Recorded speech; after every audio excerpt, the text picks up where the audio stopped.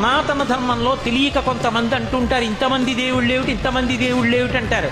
ఇంతమంది దేవుళ్ళు కాదు, ఇంతమందిగా ఉన్న దేవుడు. నేనే పరబ్రహ్మను కురుశ్రేష్ఠ, నేనే సత్యాన్ని, జ్ఞానాన్ని, ధర్మాన్ని. పార్థ, దివ్యములై నానా విధములై అనేక వర్ణములై అనేక విశేషములు గల నా స్వస్వరూపమును కన్నులార దర్శింపుము. దేవా, ఎల్ల దేవతలు, ఎల్ల ప్రాణులు, బ్రహ్మాదులు, ఋషీశ్వరులు, వాసుకి మొదలుగుగా గల ఎల్ల సర్పములు నీ యందు నాకు గోచరమగుతున్నవి. ఈశ్వర, నీ విశ్వరూపము అనేక బాహువులతో, ఉదరములతో, ముఖములతో ఒప్పియున్నది. అట్లయ్యూ నీ ఆకారమున ఆద్యంత మధ్యమములను గుర్తింపదాలకున్నాను.